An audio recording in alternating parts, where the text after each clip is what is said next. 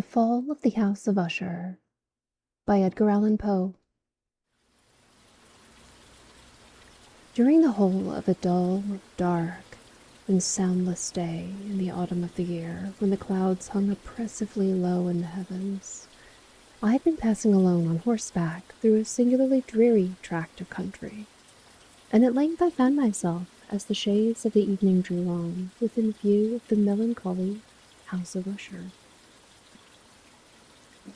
I knew not how it was, but with the first glimpse of the building, a sense of insufferable gloom pervaded my spirit. I say insufferable, for the feeling was unrelieved by any of that half-pleasurable, because poetic, sentiment with which the mind usually receives even the sternest natural images of the desolate or terrible.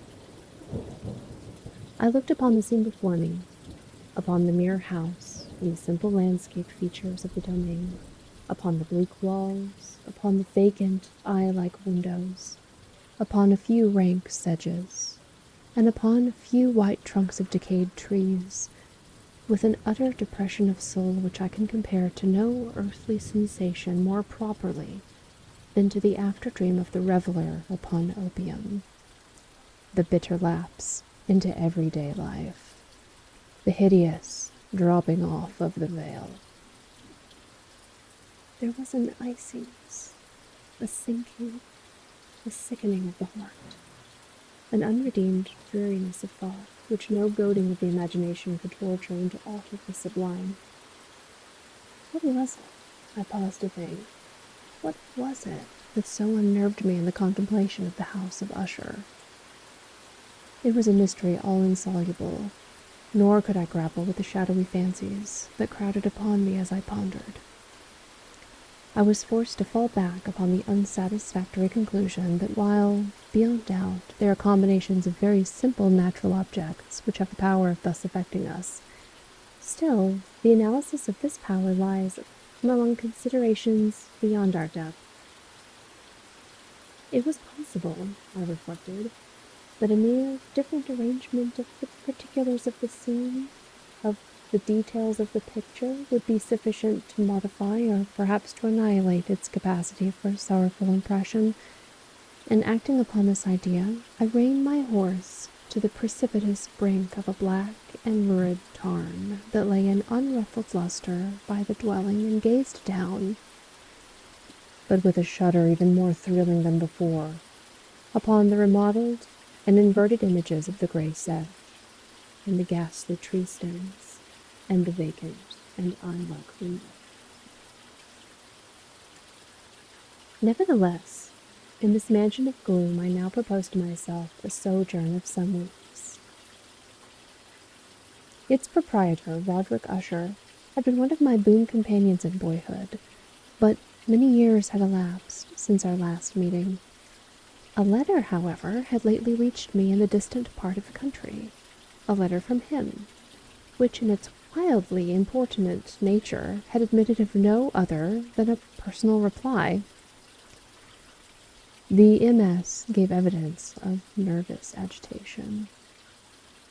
The writer spoke of acute bodily illness, of a mental disorder which oppressed him, and of an earnest desire to see me as his best and indeed his only personal friend, with a view of attempting, by the cheerfulness of my society, some alleviation of his malady. It was the manner in which all this and much more was said, it was the apparent heart that went with his request, which allowed me no room for hesitation. I accordingly obeyed forthwith what I still considered a very singular summons. Although, as boys, we have been even intimate associates, yet I really knew little of my friend. His reserve had been always excessive and habitual. I was aware, however, that his very ancient family had been noted, time out of mind, for a peculiar sensibility of temperament, displaying itself through long ages in many works of exalted art, and manifested of late in repeated deeds of munificent yet unobtrusive charity, as well as in a passionate devotion to the intricacies, perhaps even more than to the orthodox and easily recognizable beauties, of musical science. I had learned, too, the very remarkable fact that the stem of the Usher race, all time-honored as it was, had put forth at no period any enduring branch. In other words, that the entire family lay in the direct line of descent, and had always, with very trifling and very temporary variation, so lain. It was this deficiency, I considered, while running over in thought the perfect keeping of the character of the premises with the accredited character of the people, and while speculating upon the possible influence which the one, in the long lapse of centuries, might have exercised upon the other.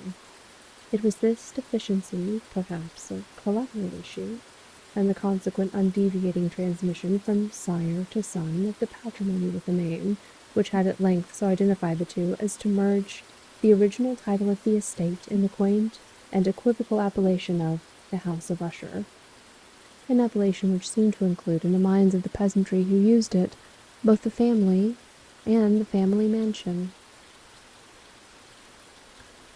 I have said that the sole effect of my somewhat childish experiment, that of looking down within the tarn, had been to deepen the first singular impression.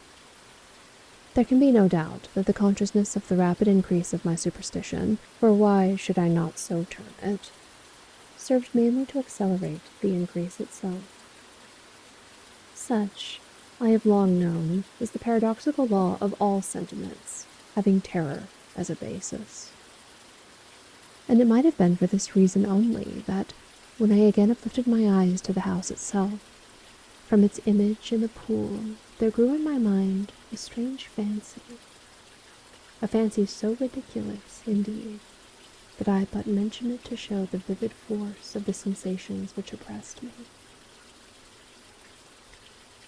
I had so worked upon my imagination as really to believe that about the whole mansion and domain there hung an atmosphere peculiar to themselves in their immediate vicinity, an atmosphere which had no affinity with the air of heaven, but which had reeked up from the decayed trees and the gray wall and the silent home. A pestilent, mystic vapor, dull, sluggish, faintly discernible, and leaden-hued. Shaking off from my spirit what must have been a dream, I scanned more narrowly the real aspect of the building. Its principal feature seemed to be that of an excessive antiquity. The discoloration of ages had been great. Minute fungi overspread the whole exterior, hanging in a fine tangled webwork from the eaves. Yet all this was apart from any extraordinary dilapidation. No portion of the masonry had fallen, and there appeared to be a wild inconsistency between its still perfect adaptation of parts and the crumbling condition of the individual stones. In this, there was much that reminded me of the specious totality of old woodwork which has rotted for long years in some neglected vault, with no disturbance from the breath of the external air. Beyond this indication of extensive decay, however, the fabric gave little token of instability. Perhaps the eye of a scrutinizing observer might have discovered a barely perceptible fissure, which, extending from the roof of the building in front, made its way down the wall in a zigzag direction until it became lost in the sullen waters of the tarn. Noticing these things, I rode over a short causeway to the house. A servant in waiting took my horse, and I entered the Gothic archway of the hall. A valet of stealthy step thence conducted me in silence through many dark and intricate passages in my progress to the studio of his master. Much that I encountered on the way contributed, I know not how, to heighten the vague sentiments of which I have already spoken.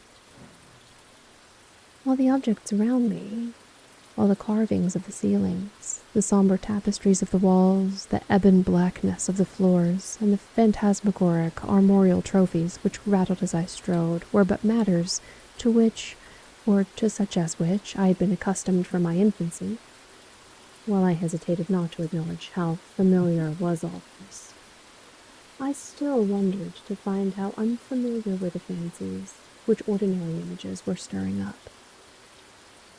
On one of the staircases I met with a physician of the family. His countenance, I thought, wore a mingled expression of low cunning and perplexity.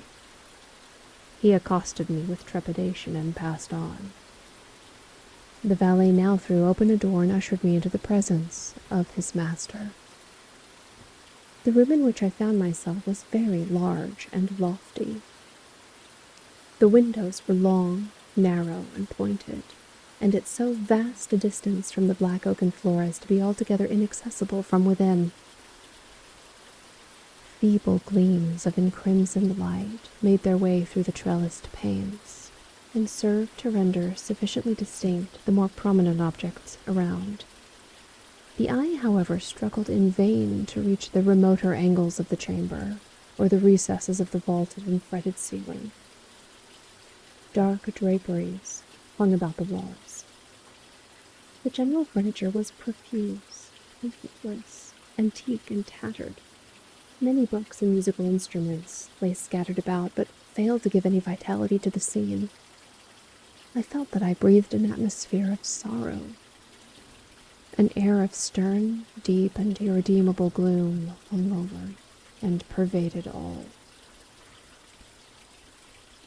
Upon my entrance, Usher arose from the sofa on which he had been lying at full length and greeted me with a vivacious warmth which had much in it, I at first thought, of an overdone cordiality, of the constrained effort, of the ennui, a man of the world. A glance, however, at his countenance convinced me of his perfect sincerity. We sat down, and for some moments, while he spoke not, I gazed upon him with a feeling half of pity, half of awe. Surely a man had never before so terribly altered, in so brief a period, as had Roderick Usher. It was with difficulty that I could bring myself to admit the identity of the one being before me with the companion of my early boyhood. Yet the character of his face had been at all times remarkable. A cadaverousness of complexion, an eye large, liquid, and luminous beyond comparison, lips somewhat thin and very pallid, but of a surpassingly beautiful curve, a nose of a delicate Hebrew model, but with a breadth of nostril unusual in similar formations, a finely molded chin, speaking in its want of prominence of a want of moral energy, hair of more than web-like softness and tenuity.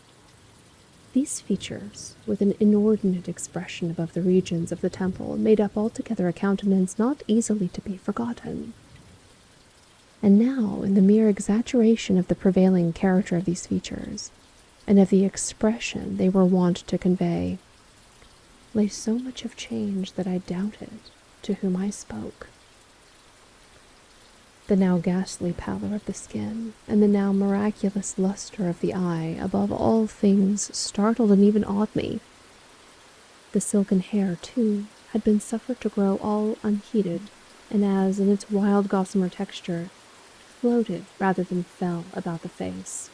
I could not even with effort connect its arabesque expression with any idea of simple humanity. In the manner of my friend, I was at once struck with an incoherence, an inconsistency, and I soon found this to arise from a series of feeble and futile struggles to overcome an habitual trepidancy, an excessive nervous agitation. For something of this nature I had indeed been prepared, no less by his letter than by reminiscences of certain boyish traits, and by conclusions deduced from his peculiar physical conformation and temperament. His action was alternately vivacious and sullen. His voice varied rapidly from a tremulous indecision when the animal spirit seemed utterly in abeyance, to that species of energetic concision, that abrupt, weighty, unhurried, and hollow-sounding enunciation, that leaden, self-balanced, and perfectly modulated guttural utterance, which may be observed in the lost drunkard or the irreclaimable eater of opium during the periods of his most intense excitement. It was thus that he spoke of the object of my visit, of his earnest desire to see me, and of the solace he expected me to afford him. He entered at some length into what he conceived to be the nature of his malady. It was, he said, a constitutional and a family evil, and one for which he despaired to find a remedy. A mere nervous affection, he immediately added, which would undoubtedly soon pass off. It displayed itself in a host of unnatural sensations. Some of these, as he detailed them, interested and bewildered me, although perhaps the terms and the general manner of the narration had their weight. He suffered much from a morbid acuteness of the senses. The most insipid food was alone endurable. He could wear only garments of certain texture. The odors of all flowers were oppressive. His eyes were tortured by even a faint light. And there were but peculiar sounds, and these from stringed instruments, which did not inspire him with horror. To an anomalous species of terror I found him a bounden slave. "I shall perish," said he. "I must perish in this deplorable folly. Thus, and not otherwise, shall I be lost. I dread the events of the future, not in themselves, but in their results. I shudder at the thought of any, even the most trivial, incident which may operate upon this intolerable agitation of my soul. I have, indeed, no abhorrence of danger except in its absolute effect, in terror. In this unnerved, in this pitiable condition, I feel that the period will sooner or later arrive when I must abandon life and reason together in some struggle with the grim phantasm. Fear." I learned, moreover, at intervals, and through broken and equivocal hints, another singular feature of his mental condition. He was enchained by certain superstitious impressions in regard to the dwelling which he tenanted, and whence, for many years, he had never ventured forth, in regard to an influence whose superstitious force was conveyed in terms too shadowy here to be restated. An influence which some peculiarities in the mere form and substance of his family mansion had, by dint of long sufferance, he said, obtained over his spirit. An effect which the physique of the grey walls and turrets, and of the dim tarn into which they all looked down, had at length brought about him the morale of his existence. He admitted, however, although with hesitation, that much of the peculiar gloom which thus affected him could be traced to a more natural and far more palpable origin, to the severe, long-continued illness, indeed to the evidently approaching dissolution, of a tenderly beloved sister, his sole companion for long years, his last and only relative on earth. "Her decease," he said, with a bitterness which I can never forget,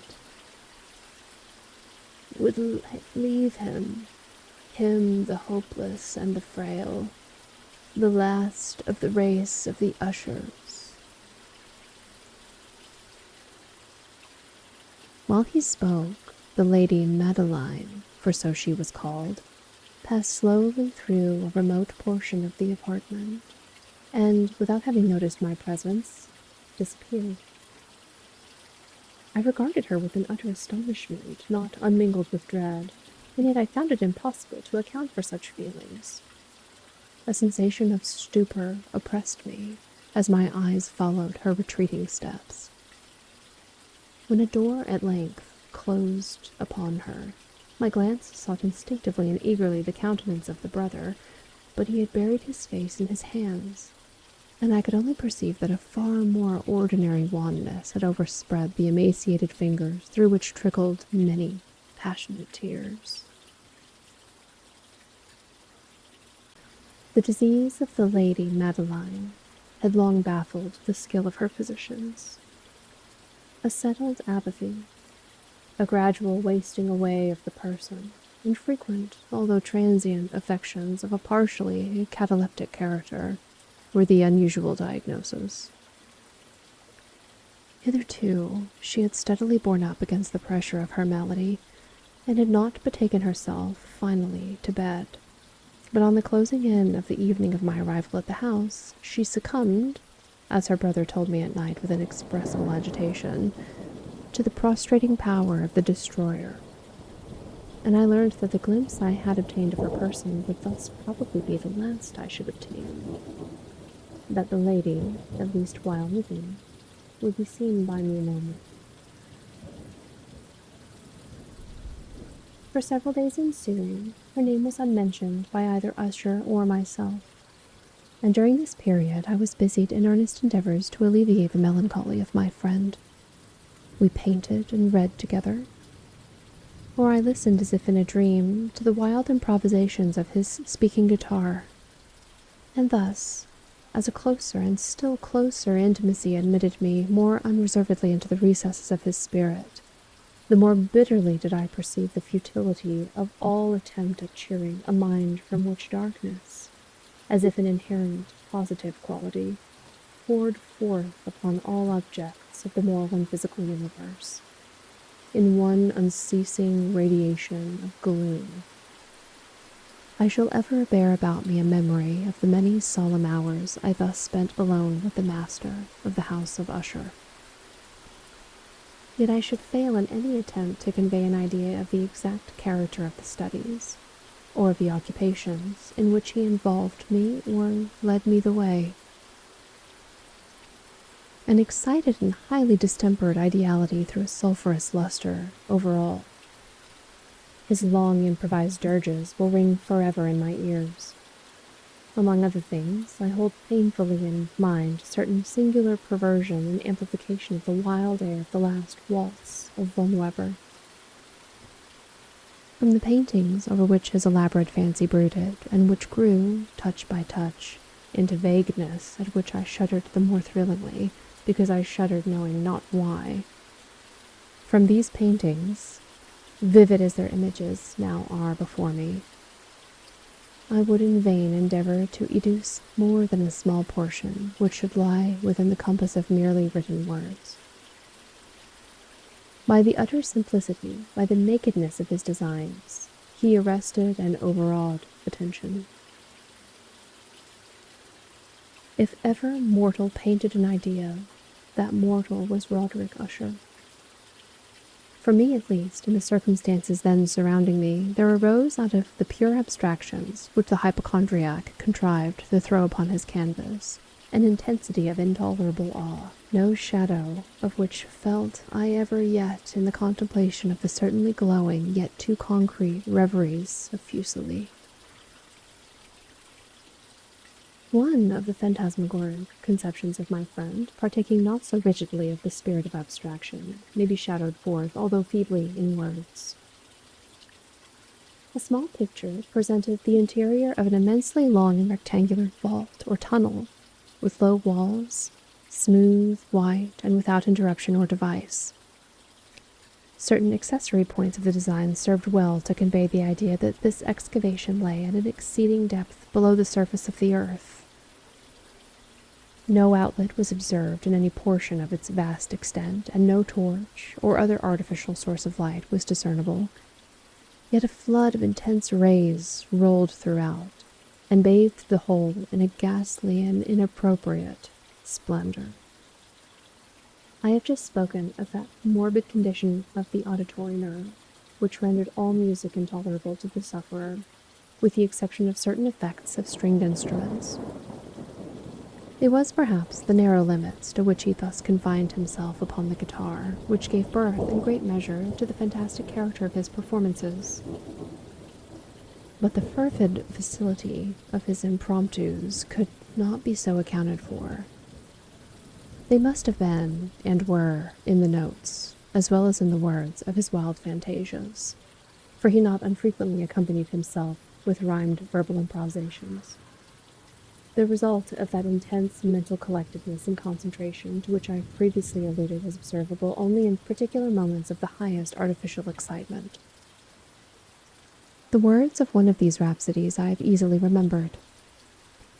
I was, perhaps, the more forcibly impressed with it, as he gave it, because in the under or mystic current of its meaning I fancied that I perceived, and for the first time, a full consciousness on the part of Usher, of the tottering of his lofty reason upon her throne. The verses, which were entitled The Haunted Palace, ran very nearly, if not accurately, thus. In the greenness of our valleys, by good angels tenanted, once a fair and stately palace, radiant palace, reared its head. In the monarch Thought's dominion, it stood there. Never a seraph spread a pinion over fabric half so fair. Banners yellow, glorious, golden, on its roof did float and flow. All this, was in the olden time long ago. And every gentle air that dallied in that sweet day, along the ramparts plumed and pallid, a winged odor went away. Wanderers in that happy valley, through two luminous windows saw spirits moving musically to a lute's well-tuned law. Round about a throne, where sitting, poor Phrygian, in state his glory well befitting, the ruler of the realm was seen. And all with pearl and ruby glowing was the fair palace door, through which came flowing, flowing, flowing, and sparkling evermore, a troop of echoes, whose sweet duty was but to sing, in voices of surpassing beauty, the wit and wisdom of their king. But evil things and robes of sorrow assailed the monarch's high estate. Ah, let us mourn, for never morrow shall dawn upon him, desolate. And round about his home, the glory that blushed and bloomed is but a dim remembered story of the old time entombed. And travelers now within that valley, through the red linden windows, see vast forms that move fantastically to a discordant melody, while like a rapid ghastly river, through the pale door, a hideous throng rush out forever, and laugh, but smile no more. I well remember that suggestions arising from this ballad led us into a train of thought wherein it became manifest an opinion of Usher's, which I mention not so much on account of its novelty, for other mothers thought thus, as on account of the pertinacy with which he maintained it. This opinion, in its general form, was that of the sentience of all vegetable things. But in his disordered fancy, the idea had assumed a more daring character, and trespassed under certain conditions upon the kingdom of inorganization. I lack words to express the full extent, or the earnest abandon, of his persuasion. The belief, however, was connected, as I have previously hinted, with the gray stones in the home of his forefathers. The conditions of the sentience had been here, he imagined, fulfilled in the method of collocation of these stones, in the order of their arrangement, as well as in the many fungi which overspread them, and of the decayed trees which stood around. Above all, in the long undisturbed endurance of this arrangement, and in its reduplication in the still waters of the tarn. Its evidence, the evidence of the sentience, was to be seen, he said, and here I started as he spoke, in the gradual yet certain condensation of an atmosphere of their own about the waters and the walls. The result was discoverable, he added, in that silent yet importunate and terrible influence which for centuries had molded the destinies of his family, and which made him what I now saw him, what he was. Such opinions need no comment, and I will make none. Watson, Dr. Percival, Spallanzani, and especially the Bishop of Llandaff, see Chemical Essays, Volume 5. Our books, the books which for years had formed no small portion of the mental existence of the invalid, were, as might be supposed, in strict keeping with his character of phantasm. We pored together over such works as the Ververte Chartreuse of Grisette, the Belphegor of Machiavelli, the Heaven and Hell of Swedenborg, the Subterranean Voyage of Nicholas Klim by Holberg, the Chiromancy of Robert Fludd, of Jean Denaget, of De la Chambre, the Journey into the Blue Distance of Tieck, and the City of the Sun of Campanella. One favorite volume was a small octavo edition of the Directorium Inquisitorium by the Dominican Aymeric de Gironne, and there were passages in Pomponius Mela about the old African satyrs and agipans over which Usher would sit dreaming for hours. His chief delight, however, was found in the perusal of an exceedingly rare and curious book in quarto Gothic, the Manual of a Forgotten Church, the Vigilia Mortuorum Secundum Coram Ecclesiae Magum Tine. I could not help thinking of the wild ritual of this work, and of its probable influence upon the hypochondriac, when one evening, having informed me abruptly that the Lady Madeline was no more, he stated his intention of preserving her corpse for a fortnight, previously to its final interment, in one of the numerous vaults within the main walls of the building. The worldly reason, however, assigned for this singular proceeding was one that I did not feel at liberty to dispute. The brother had been led to this resolution, so he told me, by consideration of the unusual character of the malady of the deceased, of certain obtrusive and eager inquiries on the part of her medical men, and of the remote and exposed situation of the burial ground of the family. I will not deny that when I called to mind the sinister countenance of the person whom I had met upon the staircase on the day of my arrival in the house, I had no desire to oppose what I regarded as, at best, but a harmless and by no means an unnatural precaution. At the request of Usher, I personally aided him in the arrangements for the temporary entombment. The body having been encoffined, we two alone bore it to its rest. The vault in which we placed it, and which had been so long unopened that our torches, half smothered in its oppressive atmosphere, gave us little opportunity to investigate, was small, damp, and entirely without means of admission for light, lying at great depth immediately beneath that portion of the building in which was my own sleeping apartment. It had been used, apparently, in a remote feudal time, for the worst purposes of a donjon keep, and in later days as a place of deposit for powder, or some other highly combustible substance, as a portion of its floor and the whole interior of a long archway through which we reached it were carefully sheathed with copper. The door, of massive iron, had been also similarly protected. Its immense weight caused an unusually sharp grating sound as it moved upon its hinges. Having deposited our mournful burden upon trestles within this region of horror, we partially turned aside the yet unscrewed lid of the coffin and looked upon the face of the tenant. A striking similitude between the brother and sister now first arrested my attention, and Usher, divining perhaps my thoughts, murmured out some few words from which I learned that the deceased and himself had been twins, and that sympathies of a scarcely intelligible nature had always existed between them. Our glances, however, rested not long upon the dead, for we could not regard her unawed. The disease which had thus entombed the lady in the maturity of youth had left, as usual in all maladies of a strictly cataleptic character, the mockery of a faint blush upon the bosom and the face, and that suspiciously lingering smile upon the lip which is so terrible in death. We replaced and screwed down the lid, and having secured the door of iron, made our way with toil into the scarcely less gloomy apartments of the upper portion of the house. And now, some days of bitter grief have elapsed.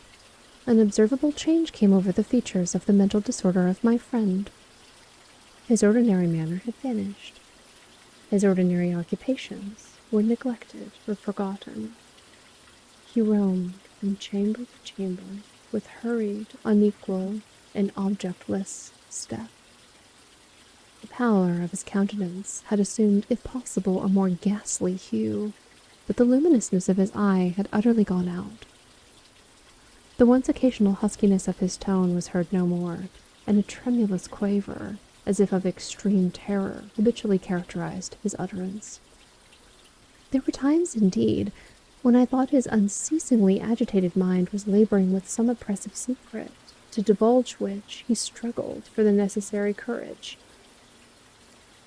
At times, again, I was obliged to resolve all into the mere inexplicable vagaries of madness, for I beheld him gazing upon vacancy for long hours, in an attitude of the profoundest attention, as if listening to some imaginary sound. It was no wonder that his condition terrified, that it infected me. I felt creeping upon me, by slow yet certain degrees, the wild influences of his own fantastic yet impressive superstitions.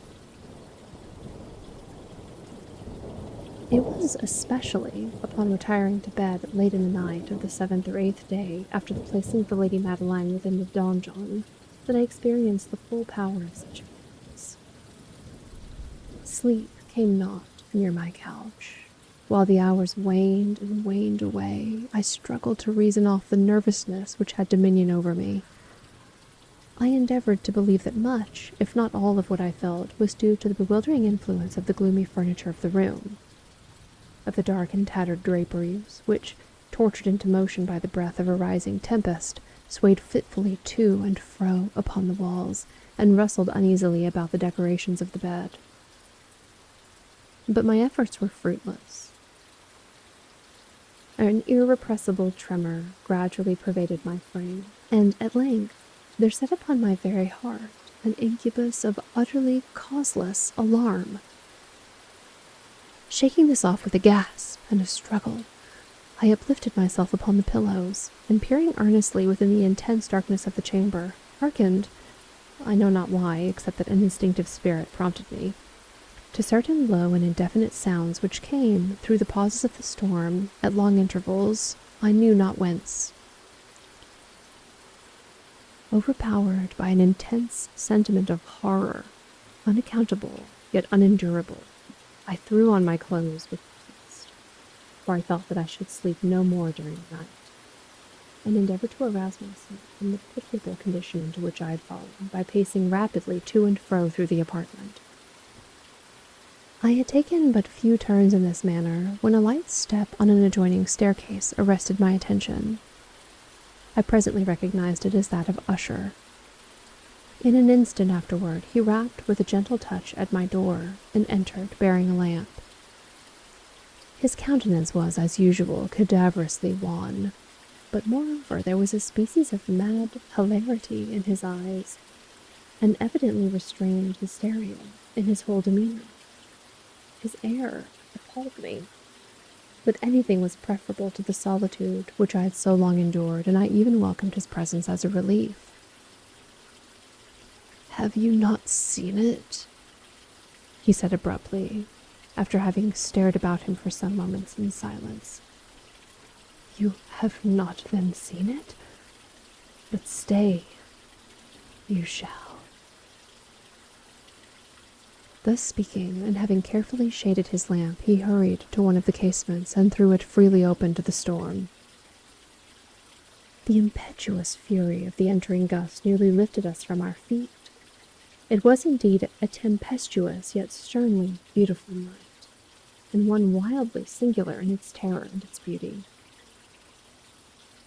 A whirlwind had apparently collected its force in our vicinity, and there were frequent and violent alterations in the direction of the wind and the exceeding density of the clouds, which hung so low as to press upon the turrets of the house, did not prevent our perceiving the lifelike velocity with which they flew careening from all points against each other, without passing away into the distance. I say that even their exceeding density did not prevent our perceiving this, yet we had no glimpse of the moon or stars, nor was there any flashing forth of the lightning. But under surfaces of the huge masses of agitated vapor, as well as all terrestrial objects immediately around us, were glowing in the unnatural light of a faintly luminous and distinctly visible gaseous exhalation which hung about, and enshrouded the mansion. "You must not, you shall not behold this," said I shudderingly to Usher, as I led him with a gentle violence from the window to a seat. "These appearances which bewilder you are merely electrical phenomena not uncommon. Or it may be that they have their ghastly origin in the rank miasma of the tarn. Let us close this casement. The air is chilling and dangerous to your frame. Here's one of your favorite romances. I will read it, and you shall listen, and so we will pass away this terrible night together." The antique volume which I had taken up was The Mad Tryst of Sir Lancelot Canning, but I had called it a favorite of Usher's more in sad jest than in earnest, for in truth there is little in its uncouth and unimaginative prolixity which could have had interest for the lofty and spiritual ideality of my friend.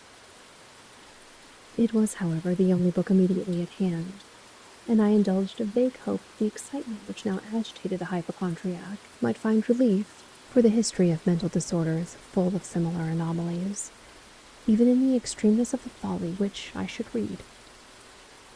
Could I have judged, indeed, by the wild, overstrained air of vivacity with which he hearkened, or apparently hearkened, to the words of the tale, I might well have congratulated myself upon the success of my design.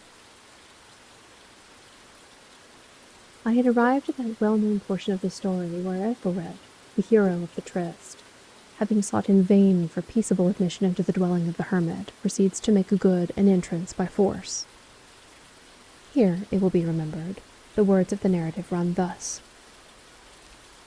"And Ethelred, who was by nature of a doughty heart, and who was now mighty withal, on account of the powerfulness of the wine which he had drunken, waited no longer to hold parley with the hermit, who, in sooth, was of an obstinate and maliceful turn, but feeling the rain upon his shoulders, and fearing the rise of the tempest, uplifted his mace outright, and with blows made quickly room in the plankings of the door for his gauntleted hand. And now pulling therewith sturdily, he so cracked and ripped and tore all asunder that the noise of the dry and hollow-sounding wood alarummed and reverberated throughout the forest." At the termination of this sentence, I started, and for a moment paused, for it appeared to me, although I at once concluded that my excited fancy had deceived me, it appeared to me that for some very remote portion of the mansion there came indistinctly to my ears what might have been, in its exact similarity of character, the echo, but a stifled and dulled uncertainty, of the very cracking and ripping sound which Sir Lancelot had so particularly described. It was beyond doubt the coincidence alone which had arrested my attention, for, amid the rattling of the sashes of the casements and the ordinary commingling noises of the still increasing storm, the sound in itself had nothing, surely, which should have interested or disturbed me. I continued the story. But the good champion Ethelred, now entering within the door, was sore enraged and amazed to perceive no signal of the maleficent hermit, but in the stead thereof a dragon of a scaly and prodigious demeanour, and of a fiery tongue, which sate in guard before a palace of gold, with a floor of silver. And upon the wall there hung a shield of shining brass, with this legend enwritten: "Who entereth herein a conqueror hath been. Who slayeth the dragon, the shield he shall win." And Ethelred uplifted his mace, and struck upon the head of the dragon, which fell before him and gave up his pesty breath, with a shriek so horrid and harsh, and withal so piercing, that Ethelred had fain so close his ears, with his hands gone against the dreadful noise of it, the like whereof was never before heard. Here again I paused abruptly, and now with a feeling of wild amazement, for there could be no doubt whatever that in this instant I did actually hear, although from what direction it proceeded I found it impossible to say, a low and apparently distant, but harsh, protracted, and most unusual screaming or grating sound. the exact counterpart of what my fancy had already conjured up for the dragon's unnatural shriek as described by the romancer. Oppressed, as I certainly was, upon the occurrence of this second and most extraordinary coincidence, by 1,000 conflicting sensations, in which wonder and extreme terror were predominant, I still retained sufficient presence of mind to avoid exciting by any observation the sensitive nervousness of my companion. I was by no means certain that he had noticed the sounds in question, although assuredly a strange alteration had, during the last few minutes, taken place in his demeanor. From a position fronting my own, he had gradually brought round his chair so as to sit with his face to the door of the chamber, and thus I could but partially perceive his features, although I saw that his lips trembled as if he were murmuring inaudibly. His head had dropped upon his breast, yet I knew he was not asleep, from the wide and rigid opening of the eye as I caught a glance of it in profile. The motion of his body, too, was at variance with this idea, for he rocked from side to side with a gentle yet constant uniform sway. Having rapidly taken notice of all this, I resumed the narrative of Sir Lancelot, which thus proceeded. And now the champion, having escaped from the terrible fury of the dragon, bethinking himself of the brazen shield and of the breaking up of the enchantment which was upon it, removed the carcass from out of the way before him, and approached valorously over the silver pavement of the castle to which the shield was upon the wall, which in sooth tarried not for his full coming, but it fell down at his feet upon the silver floor with a mighty great and terrible ringing sound. No sooner had these syllables passed my lips than, as if a shield of brass had indeed, at the moment, fallen heavily upon a floor of silver, I became aware of a distinct, hollow, metallic, and clangorous, yet apparently muffled, reverberation.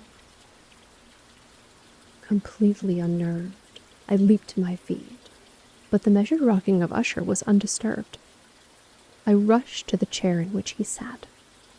His eyes were bent fixedly before him, and throughout his whole countenance there reigned a stony rigidity. But, as I placed my hand upon his shoulder, there came a strong shudder over his whole person. A sickly smile quivered about his lips, and I saw that he spoke in a low, hurried, and gibbering murmur, as if unconscious of my presence. Bending closely over him, I at length drank in the hideous import of his words.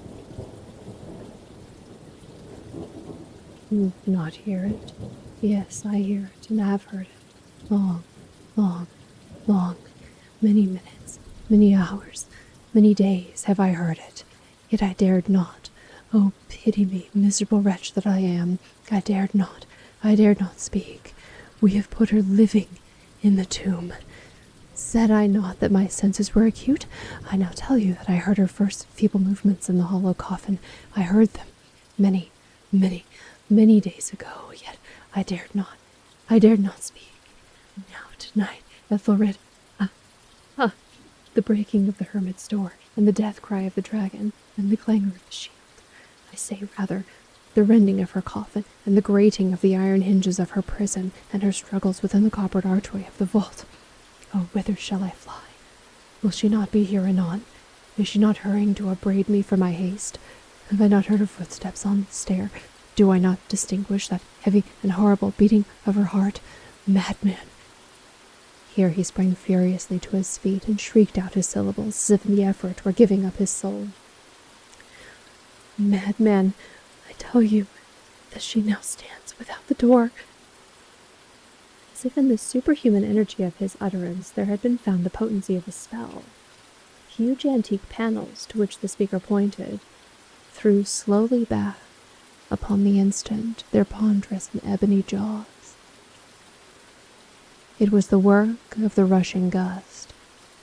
But then without those doors there did stand the lofty and enshrouded figure of the Lady Madeline of Usher. There was blood upon her white robes, and the evidence of some bitter struggle upon every portion of her emaciated frame. For a moment she remained trembling and reeling to and fro upon the threshold.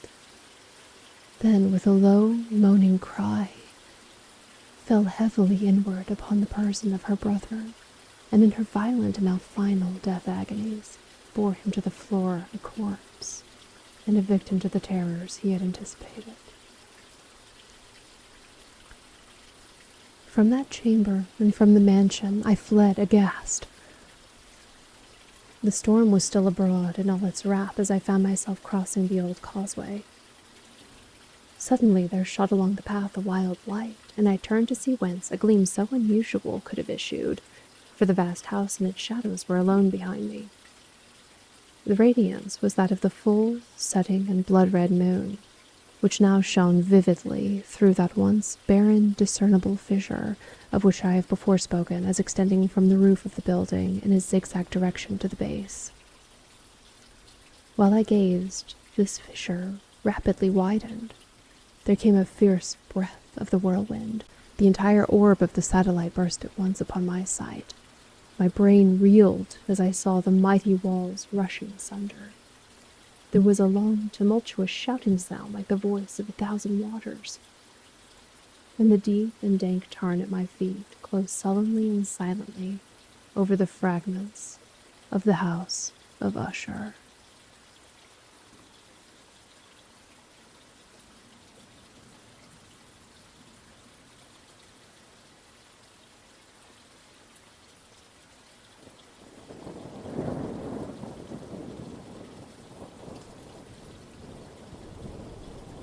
Nervous, very, very dreadfully nervous I had been and am, but why will you say that I am mad? The disease had sharpened my senses, not destroyed, not dulled them. Above all was the sense of hearing acute. I heard all things in the heaven and in the earth. I heard many things in hell. How then am I mad? Hearken and observe how healthily, how calmly I can tell you the whole story. It is impossible to say how first the idea entered my brain, but once conceived it haunted me day and night. Object, there was none. Passion, there was none. I loved the old man. He had never wronged me. He had never given me insult.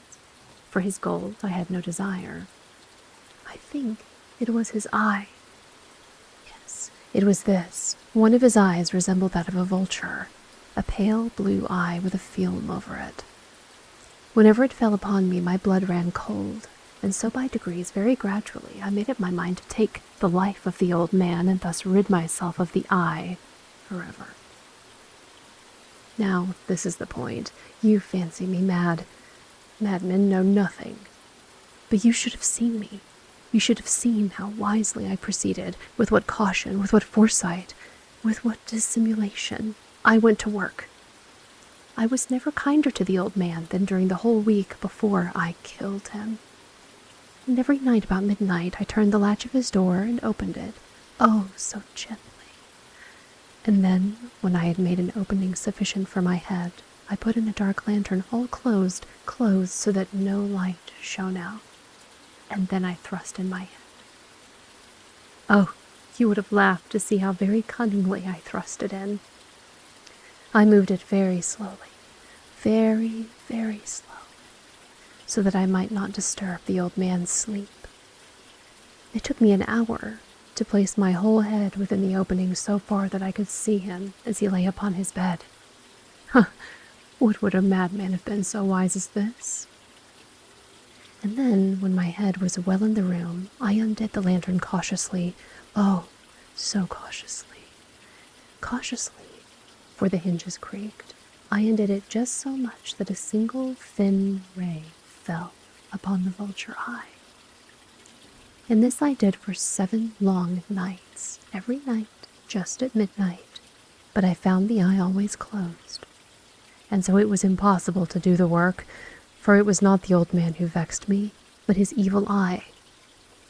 And every morning when the day broke, I went boldly into the chamber and spoke courageously to him, calling him by name in a hearty tone, and inquiring how he had passed the night.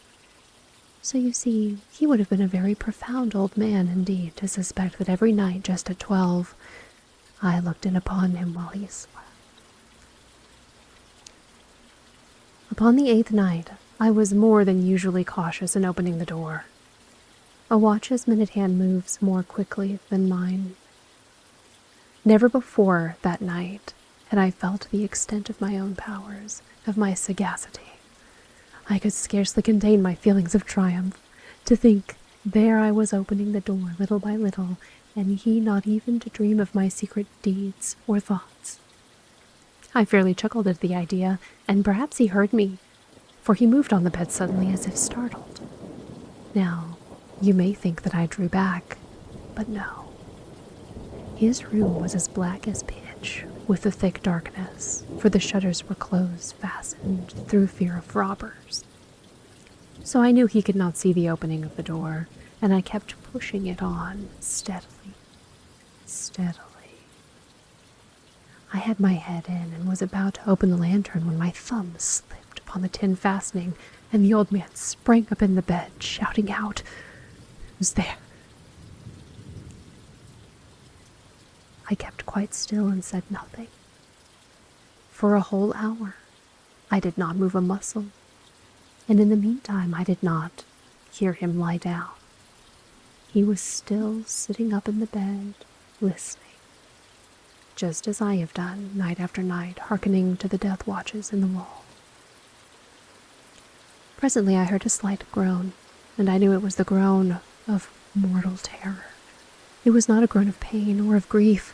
Oh no, it was the low stifled sound that arises from the bottom of the soul when overcharged with awe. I knew the sound well. Many a night, just at midnight, when all the world slept, it has welled up from my own bosom, deepening with its dreadful echo the terrors that distracted me. I say I knew it well. I knew what the old man felt and pitied him, although I chuckled at heart. I knew that he had been lying awake ever since the first slight noise when he had turned in the bed. His fears had been ever since growing upon him. He had been trying to fancy them causeless, but could not. He had been saying to himself, "It is nothing but the wind in the chimney, it is only a mouse crossing the floor, or it's merely a cricket which has made a single chirp." Yes, he has been trying to comfort himself with these suppositions, but he had found all in vain, because death, in approaching him, had stalked with his black shadow before him and enveloped the victim. And it was the mournful influence of the unperceived shadow that caused him to feel, although he neither saw nor heard, to feel the presence of my head within the room. When I had waited a long time very patiently without hearing him lie down, I resolved to open a very, very little crevice in the lantern. So I opened it, you cannot imagine how stealthily, until at length a single dim ray, like the thread of a spider, shot out from the crevice and fell upon the vulture eye. It was open, wide open, and I grew furious as I gazed upon it. I saw it with perfect distinctness, all a dull blue with a hideous veil over it that chilled the very marrow in my bones, but I could see nothing else of the old man's face or person, for I had directed the ray as if by instinct precisely upon the damned spot. Now, have I not told you that what you mistake for madness is but over-acuteness of the senses? Now, I say, there came to my ears a low, dull, quick sound, such as a watch makes when enveloped in cotton. I knew that sound well, too. It was the beating of the old man's heart. It increased my fury, as the beating of a drum stimulates the soldier into courage. But even yet I refrained and kept still. I scarcely breathed. I held the lantern motionless. I tried how steadily I could maintain the ray upon the eye. Meanwhile, the hellish tattoo of the heart increased. It grew quicker and quicker and louder every instant. The old man's terror must have been extreme. It grew louder, I say, louder every moment. Do you mark me well? I have told you that I am nervous, and so I am. Now at the dead hour of the night, amid the dreadful silence of that old house, so strange a noise as this excited me to uncontrollable terror. Yet for some minutes longer I refrained and stood still. But the beating grew louder, louder. I thought the heart must burst. And now a new anxiety seized me. The sound would be heard by a neighbor. The old man's hour had come. With a loud yell, I threw open the lantern and leaped into the room. He shrieked once only. In an instant, I dragged him to the floor and pulled the heavy bed over him. I then smiled gaily to find the deed so far done. But for many minutes the heart beat on with a muffled sound. This, however, did not vex me. It would not be heard through the wall. At length, it ceased. The old man was dead. I removed the bed and examined the corpse. Yes, he was stone dead. I placed my hand upon the heart and held it there many minutes. There was no pulsation. He was stone dead. His eye would trouble me no more. If you still think me mad, you will think so no longer when I describe the wise precautions I took for the concealment of the body. The night waned, and I worked hastily but in silence. I took up 3 planks from the flooring of the chamber and deposited it all between the scantlings. I then replaced the boards so cleverly, so cunningly, that no human eye, not even his, could have detected anything wrong. There was nothing to wash out, no stain of any kind, no blood spot whatsoever. I had been too wary for that. When I had made an end of these labors, it was 4 o'clock, still dark as midnight. As the bell sounded the hour, they came a-knocking at the street door. I went down to open it with a light heart, for what had I now to fear? There entered 3 men who introduced themselves with perfect suavity as officers of the police. A shriek had been heard by a neighbor during the night. Suspicion of foul play had been aroused. Information had been lodged at the police office, and they, the officers, had been deputed to search the premises. I smiled, for what had I to fear? I bade the gentleman welcome. The shriek, I said, was my own, in a dream. The old man, I mentioned, was absent, in the country. I took my visitors all over the house. I bade them search well. I led them at length to his chamber. I showed them his treasures, secure, undisturbed. In the enthusiasm of my confidence, I brought chairs into the room and desired them here to rest from their fatigues, while I myself, in the wild audacity of my perfect triumph, placed my own seat on the very spot beneath which reposed the corpse of the victim. The officers were satisfied. My manner had convinced them. I was singularly at ease. They sat, and while I answered cheerily, they chatted of familiar things. But ere long I felt myself getting pale and wished them gone. My head ached. I fancied a ringing in my ears, but still they sat and still chatted. The ringing became more distinct. It continued and became more distinct. I talked more freely to get rid of the feeling, but it continued and gained definitiveness, until at length I found that the noise was not within my ears. No doubt I now grew very pale, but I talked more fluently and with a heightened voice. Yet the sound increased, and what could I do? It was a low, dull, quick sound, much like a sound as a watch makes when enveloped in cotton. I gasped for breath, and yet the officers heard it not. I talked more quickly, more vehemently, but the noise steadily increased. I arose and argued about trifles, in a high key and with violent gesticulations, but the noise steadily increased. Why would they not be gone? I paced the floor to and fro with heavy strides, as if excited to fury by the observations of the men. But the noise steadily increased.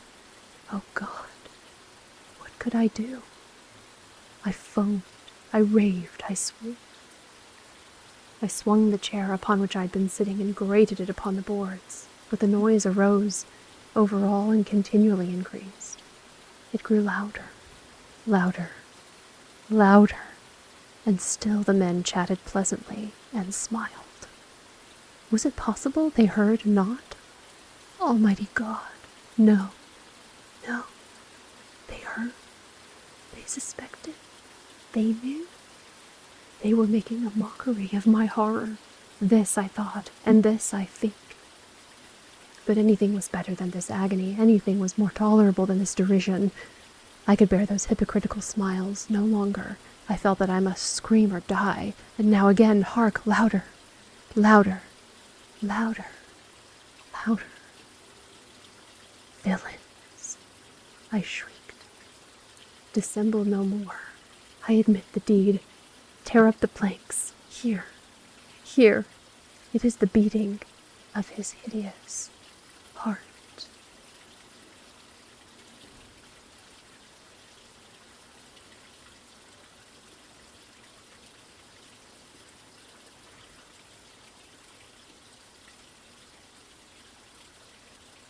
I had borne as best I could, but when he ventured upon insult, I vowed revenge.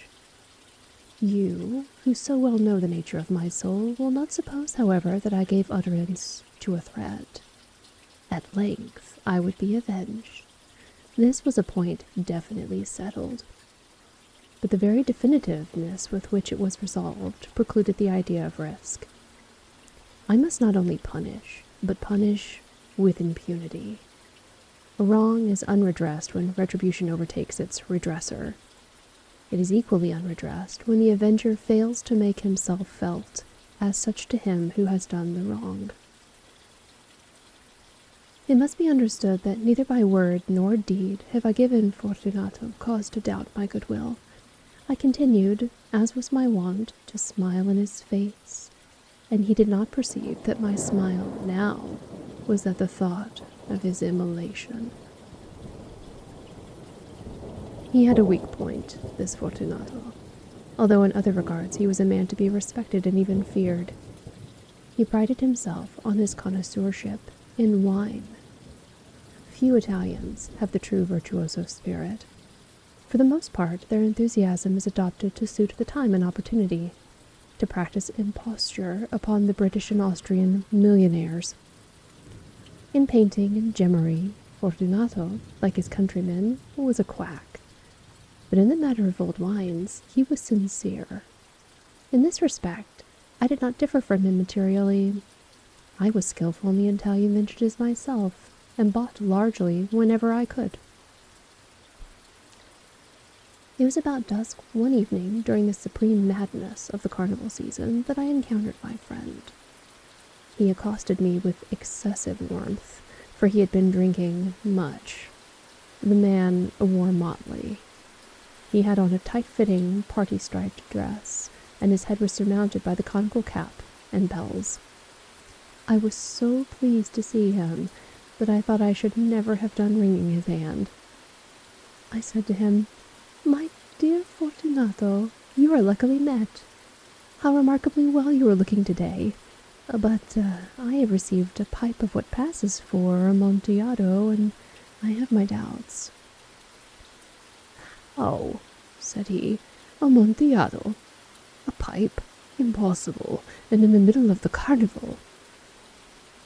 "I have my doubts," I replied, "and I was silly enough to pay the full Amontillado price without consulting you in the matter. You were not to be found, and I was fearful of losing a bargain." "Amontillado?" "I have my doubts." "Amontillado?" "And I must satisfy them." "Amontillado?" "As you are engaged, I am on my way to Lucchesi. If anyone has a critical turn, it is he. He will tell me." "Lucchesi cannot tell Amontillado from sherry." "And yet some fools will have it that his taste is a match for your own." "Come, let us go." "Whither?" "To your vaults." My friend, no. I will not impose upon your good nature. I perceive you have an engagement. Lucchesi. I have no engagement. Come. My friend, no. It is not the engagement, but the severe cold with which I perceive you are afflicted. The vaults are insufferably damp. They're encrusted with nitre. Let us go nevertheless. The cold is merely nothing. Amontillado. You have been imposed upon. As for Lucchesi, he cannot distinguish sherry from Amontillado. Thus speaking, Fortunato possessed himself of my arm.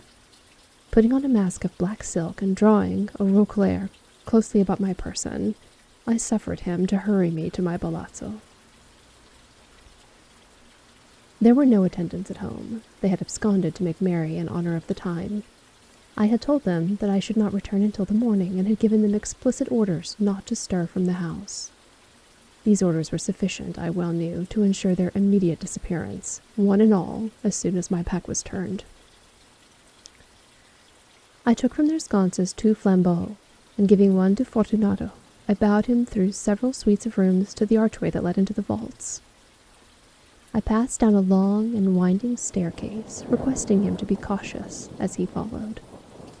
We came at length to the foot of the descent, and stood together on the damp ground of the catacombs of the Montresors. The gait of my friend was unsteady, and the bells upon his cap jingled as he strode. "The pipe," said he. "It is farther on," said I, "but observe the white webwork which gleams on these cavern walls." He turned towards me, and looked into my eyes with 2 filmy orbs that distilled the rheum of intoxication. "Nitre?" he asked at length. "Nitre," I replied. "How long have you had that cough?"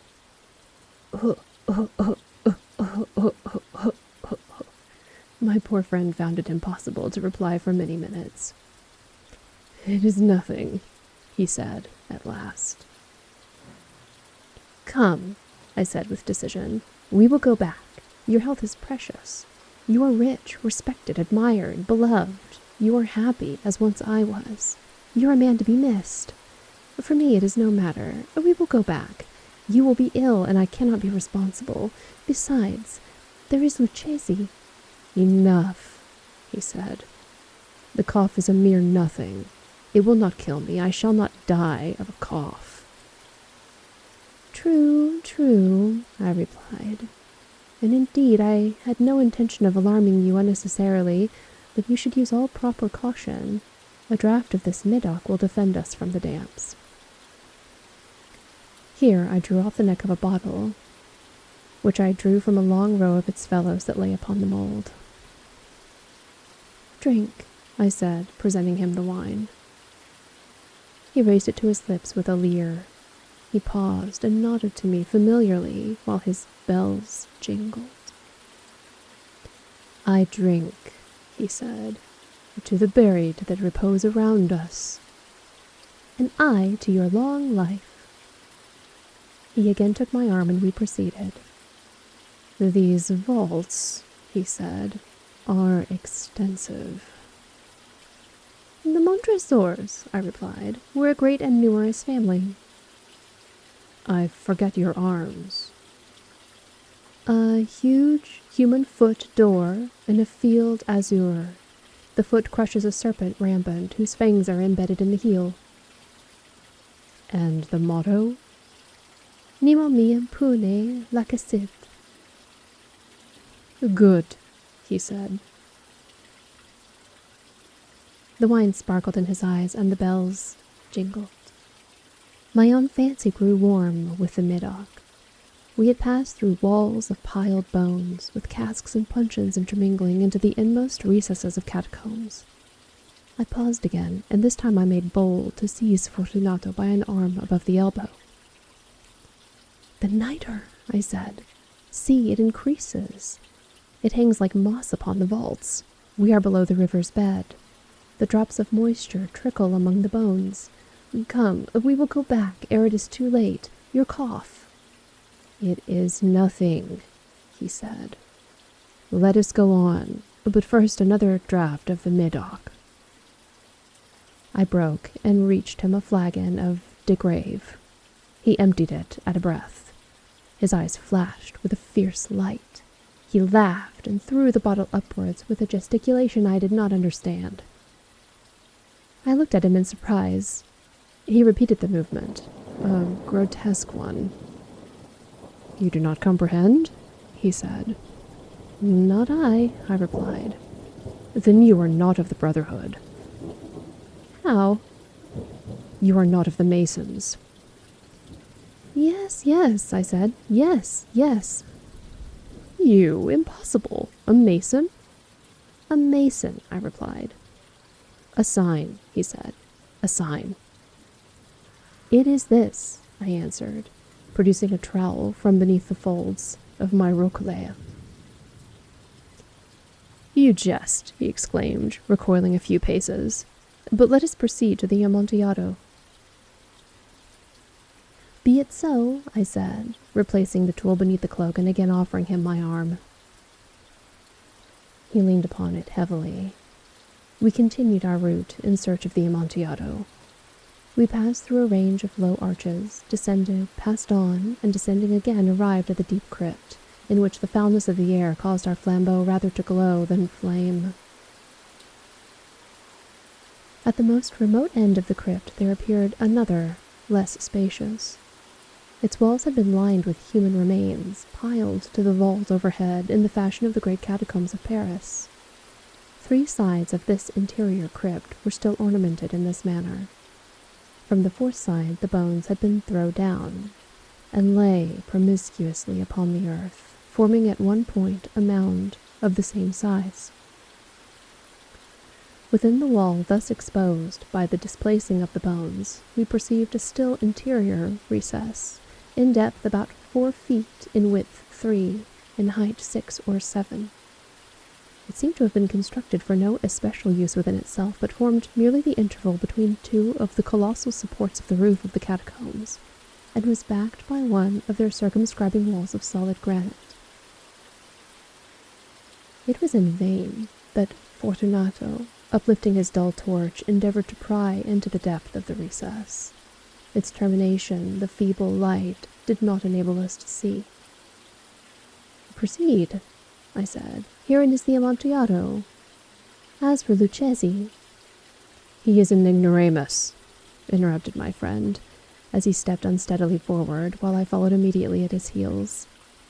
In an instant he had reached the extremity of the niche, and finding his progress arrested by the rock, stood stupidly bewildered. A moment more, and I had fettered him to the granite. In its surface were 2 iron staples, distant from each other about 2 feet horizontally. From one of these depended a short chain, from the other a padlock. Throwing the links about his waist, it was but the work of a few seconds to secure it. He was too much astounded to resist. Withdrawing the key, I stepped back from the recess. "Pass your hand," I said, "over the wall. You cannot help feeling the nitre. Indeed, it is very damp. Once more let me implore you to return.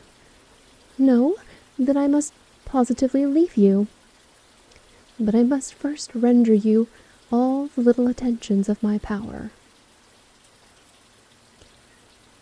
"The Amontillado!" ejaculated my friend, not yet recovered from his astonishment.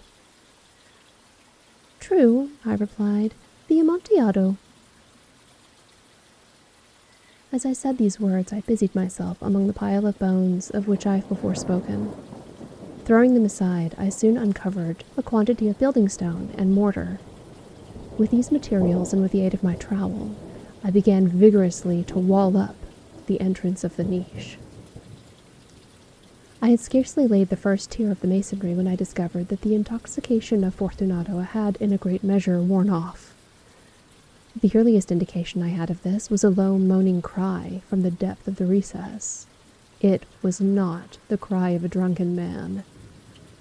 There was then a long and obstinate silence. I laid the second tier, and the third, and the fourth, and then I heard the furious vibrations of the chain.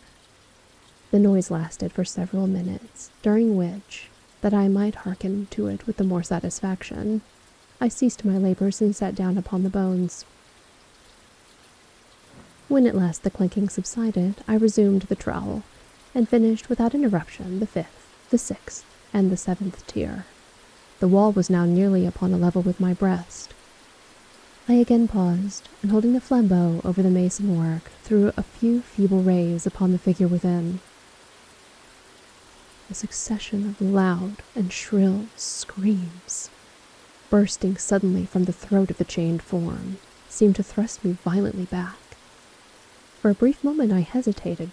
I trembled. Unsheathing my rapier, I began to grope with it about the recess, but the thought of an instant reassured me. I placed my hand upon the solid fabric of the catacombs, and felt satisfied. I reapproached the wall. I replied to the yells of him who clamored. I re-echoed. I aided. I surpassed them in volume and in strength. I did this, and the clamorer grew still. It was now midnight, and my task was drawing to a close. I had completed the 8th, the 9th, and the 10th tier. I had finished a portion of the last and the 11th. There remained but a single stone to be fitted and plastered in. I struggled with its weight. I placed it partially in its destined position. But now there came from out the niche a low laugh that erected the hairs upon my head. It was succeeded by a sad voice, which I had difficulty in recognizing as that of the noble Fortunato. The voice said, "Ha, ha, ha, a very good joke indeed, an excellent jest. We shall have many a rich laugh about it at the palazzo. Over our wine.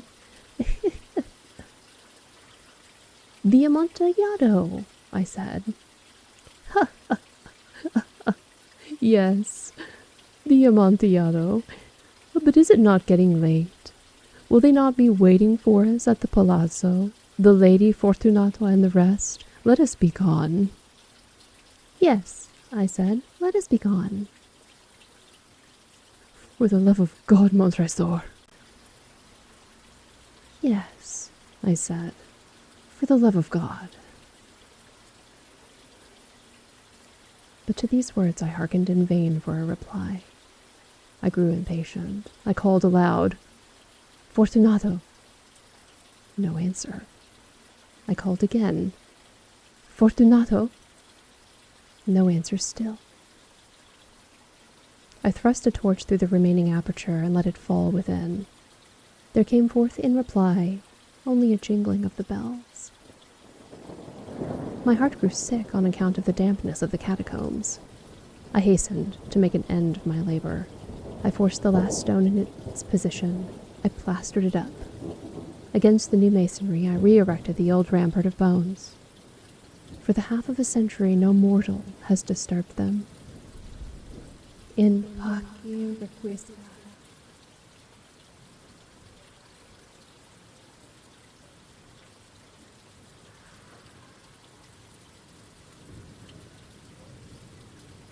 Which I am about to pen, I neither expect nor solicit believe. Mad indeed would I be to expect it, in a case where my very senses reject their own evidence. Yet mad am I not, and very surely do I not dream. But tomorrow I die, and today I would unburthen my soul. My immediate purpose is to place before the world plainly, succinctly, and without comment, a series of mere household events. In their consequences, these events have terrified, have tortured, have destroyed me. Yet I will not attempt to expound them. To me, they have presented little but horror. To many, they will seem less terrible than Baroque's. Hereafter, perhaps, some intellect may be found which will reduce my phantasm to the commonplace. Some intellect more calm, more logical, and far less excitable than my own, which will perceive in the circumstances I detail with awe nothing more than an ordinary succession of very natural causes and effects. From my infancy, I was noted for the docility and humanity of my disposition. My tenderness of heart was even so conspicuous as to make me the jest of my companions. I was especially fond of animals, and was indulged by my parents with a great variety of pets. With these I spent most of my time, and never was so happy as when feeding and caressing them. This peculiarity of character grew with my growth, and in my manhood I derived from it one of the principal sources of pleasure. To those who have cherished an affection for a faithful and sagacious dog, I need hardly be at the trouble of explaining the nature of the intensity of the gratification thus derivable.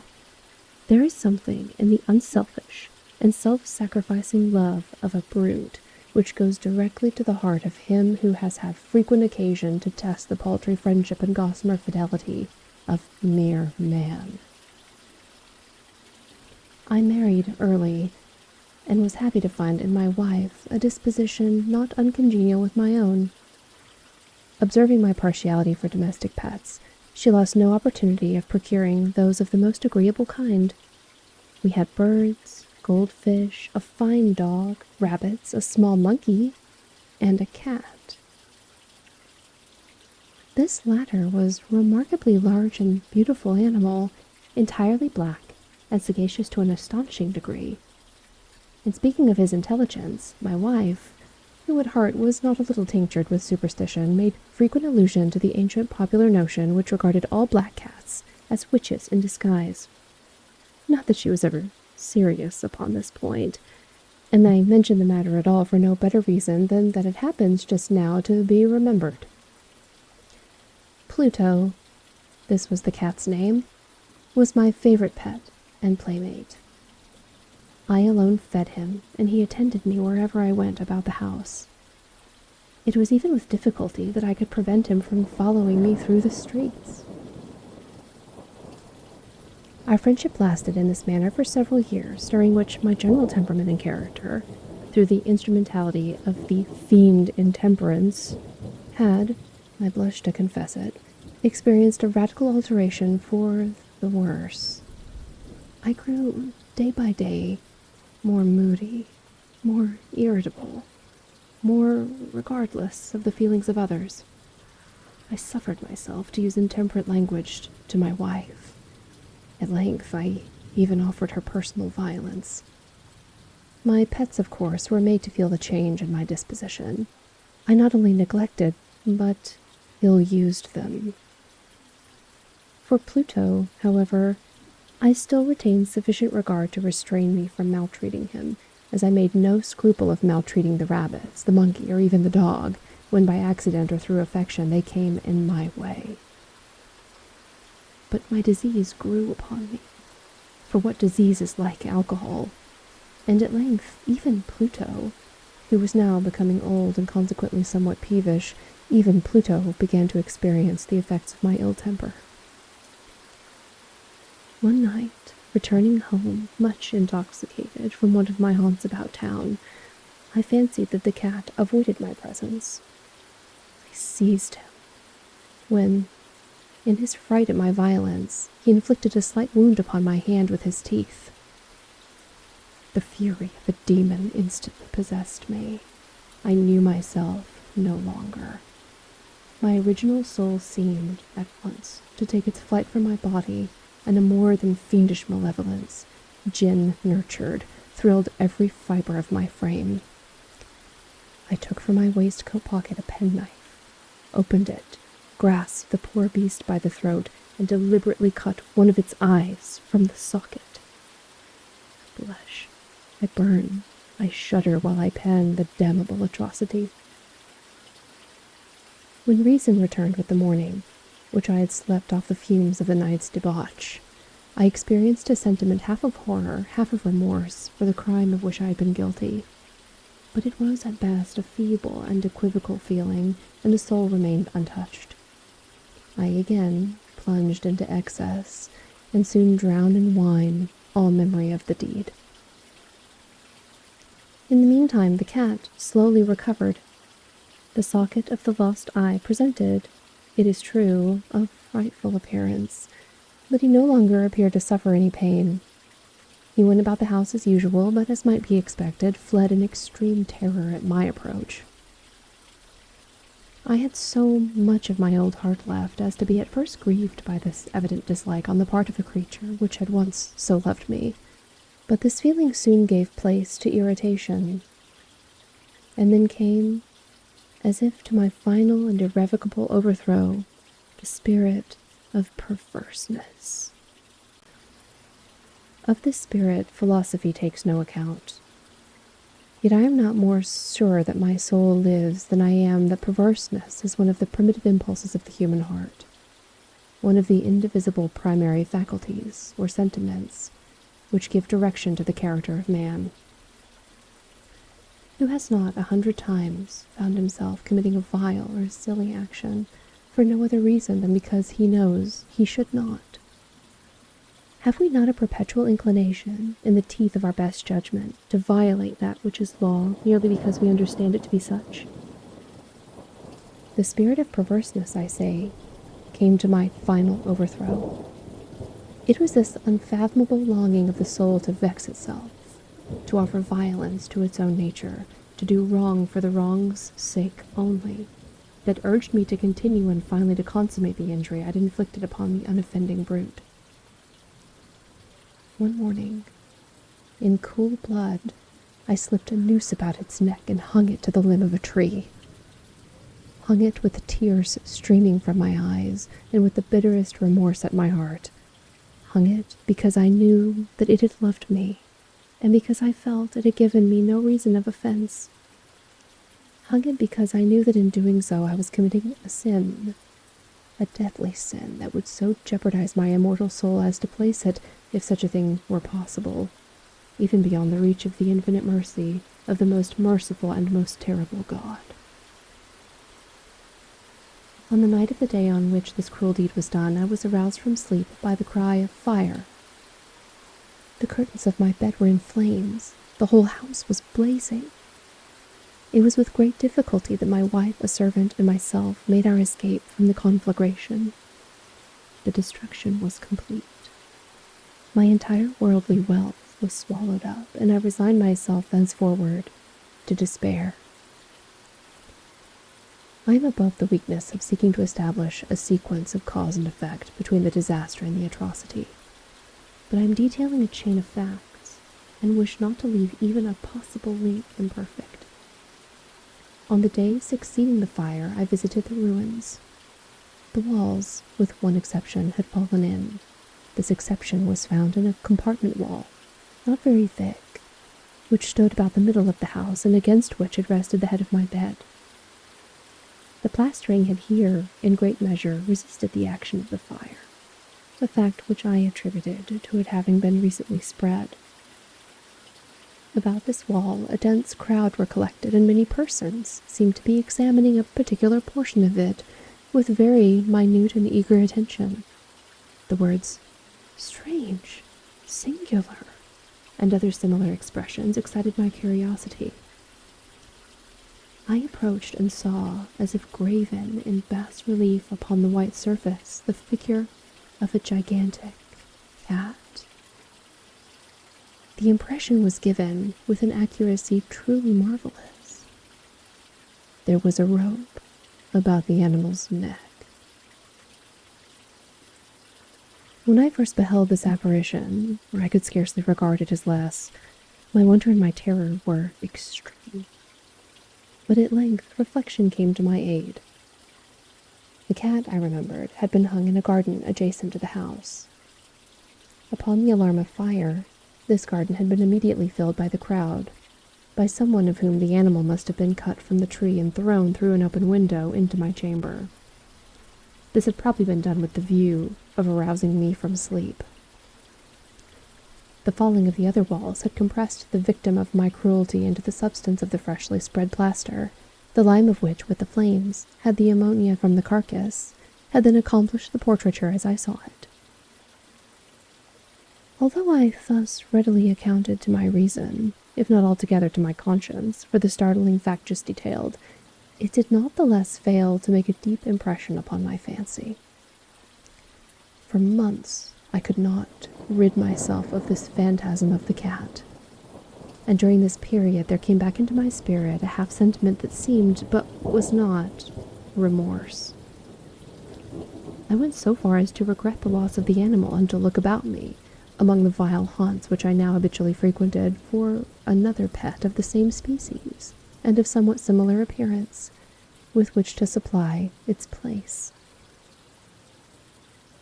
One night, as I sat, half stupefied, in a den of more than infamy, my attention was suddenly drawn to some black object reposing upon the head of one of the immense hogsheads of gin, or of rum, which constituted the chief furniture of the apartment.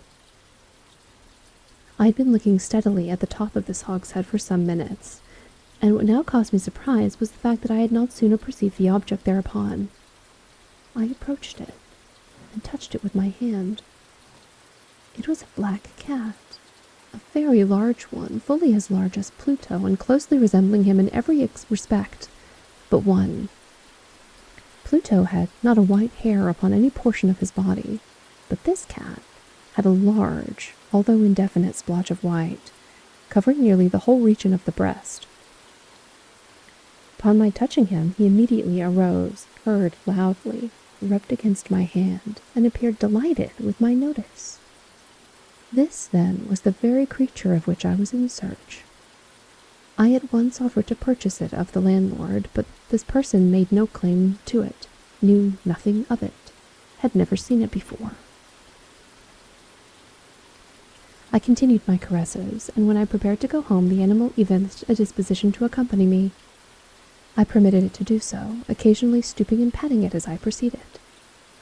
When it reached the house, it domesticated itself at once and became immediately a great favorite with my wife. For my own part, I soon found a dislike to it arising within me. This was just the reverse of what I had anticipated, but I know not how or why it was. Its evident fondness for myself rather disgusted and annoyed. By slow degrees, these feelings of disgust and annoyance rose into the bitterness of hatred. I avoided the creature, a certain sense of shame and the remembrance of my former deed of cruelty preventing me from physically abusing it. I did not, for some weeks, strike or otherwise violently ill-use it, but gradually, very gradually, I came to look upon it with unutterable loathing, and to flee silently from its odious presence as from the breath of a pestilence. What added, no doubt, to my hatred of the beast was the discovery on the morning after I brought it home that, like Pluto, it had also been deprived of one of its eyes. This circumstance, however, only endeared it to my wife, who, as I've already said, possessed in a high degree that humanity of feeling which had once been my distinguishing trait and the source of many of my simplest and purest pleasures. With my aversion to this cat, however, its partiality for myself seemed to increase. It followed my footsteps with a pertinacity that would make it difficult to make the reader comprehend. Whenever I sat, it would crouch beneath my chair or spring upon my knees, covering me with its loathsome caresses. If I arose to walk, it would get between my feet and thus nearly throw me down, or fastening its long and sharp claws to my dress, clamber in this manner to my breast. At such times, although I longed to destroy it with a blow, I was yet withheld from doing so, partly by the memory of my former crime, but chiefly, let me confess it at once, by absolute dread of the beast.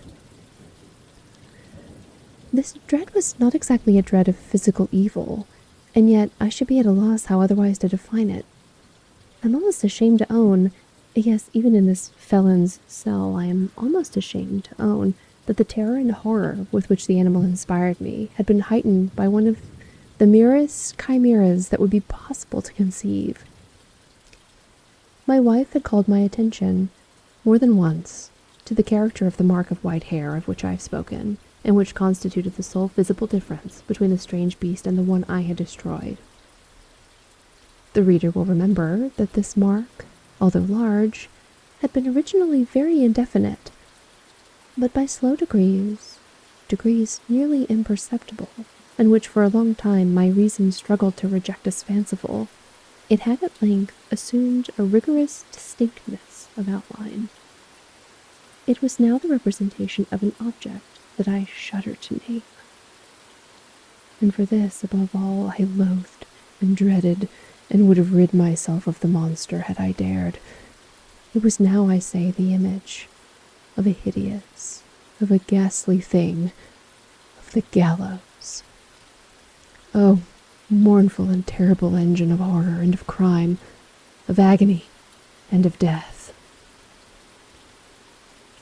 Now was I indeed wretched beyond the wretchedness of mere humanity. And the brute beast, whose fellow I had contemptuously destroyed, a brute beast to work out for me, a man, fashioned in the image of the high God, so much of this insufferable woe. Alas!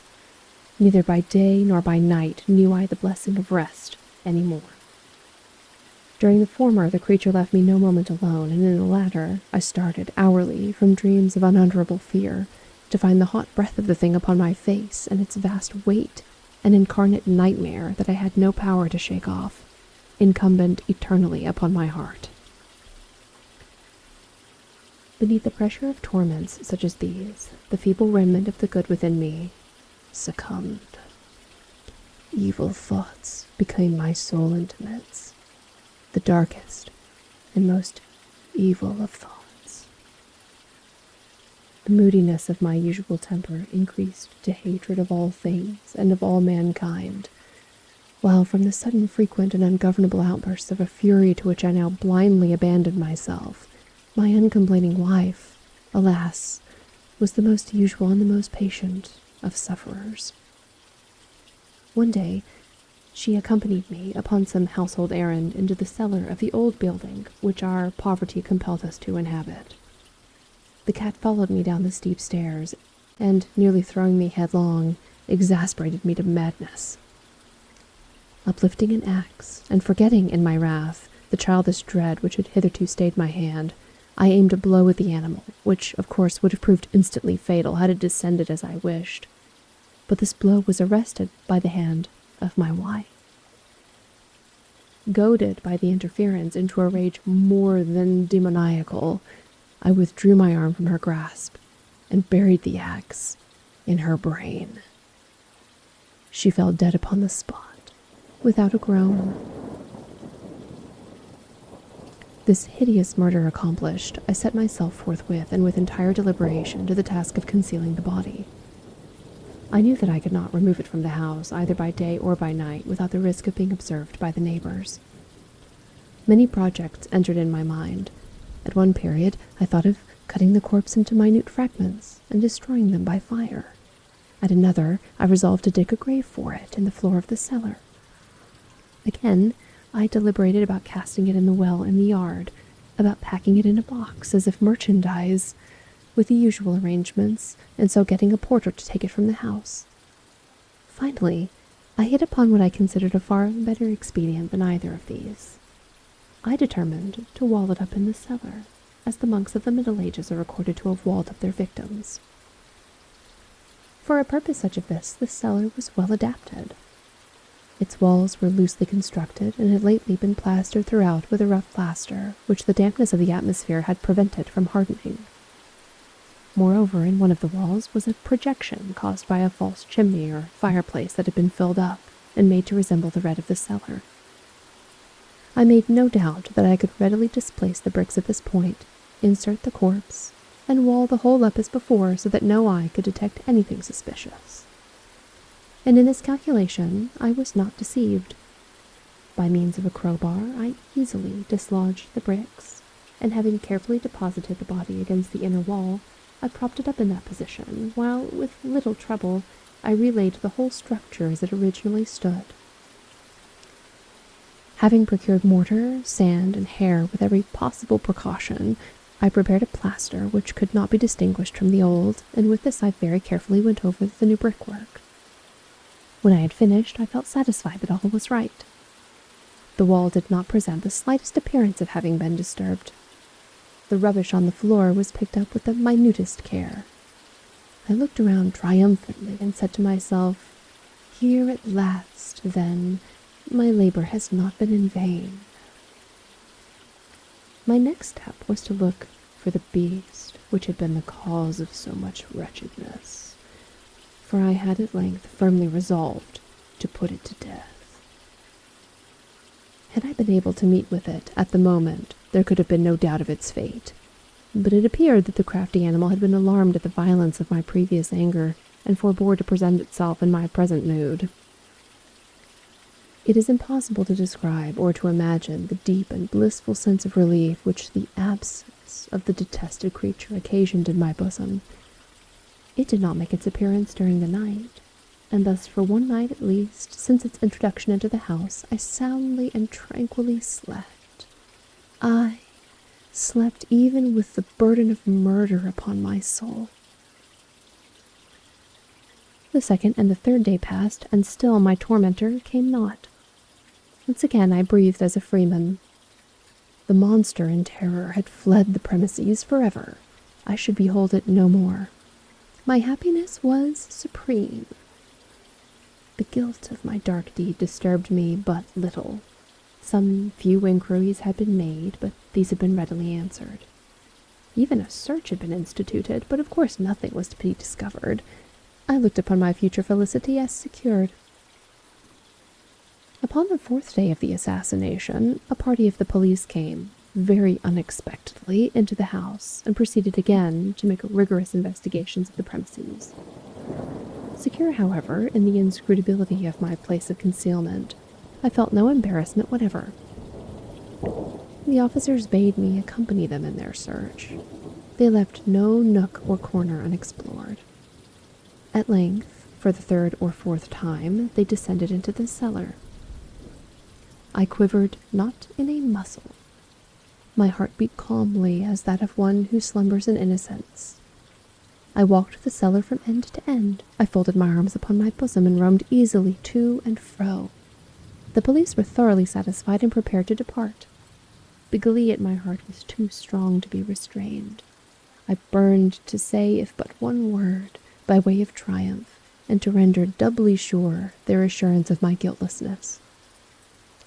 "Gentlemen," I said at last, as the party ascended the steps, "I delight to have allayed your suspicions. I wish you all health, and a little more courtesy.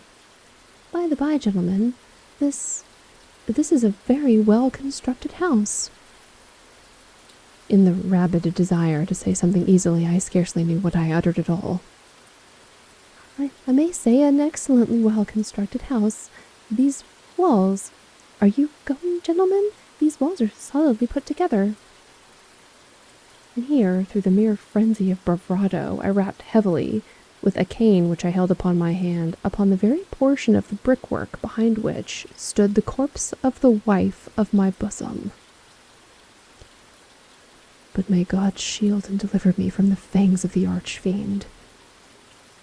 No sooner had the reverberation of my blow sunk into silence than I was answered by a voice from within the tomb, by a cry, at first muffled and broken like the sobbing of a child, and then quickly swelling into one long, loud, and continuous scream, utterly anomalous and inhuman, a howl, a wailing shriek, half of horror and half of triumph, such as might have risen only out of hell, conjointly from the throats of the damned in their agony, and of the demons that exult in the damnation. Of my own thoughts it is folly to speak. Swooning, I staggered to the opposite wall. For one instant the party upon the stairs remained motionless, through extremity of terror and of awe. In the next, a dozen stout arms were toiling at the wall. It fell bodily. The corpse, already greatly decayed and clotted with gore, stood erect before the eyes of the spectators. Upon its head, with red extended mouth and solitary eye of fire, sat the hideous beast whose craft had seduced me into murder, and whose informing voice had consigned me to the hangman. I had walled the monster up, within the two,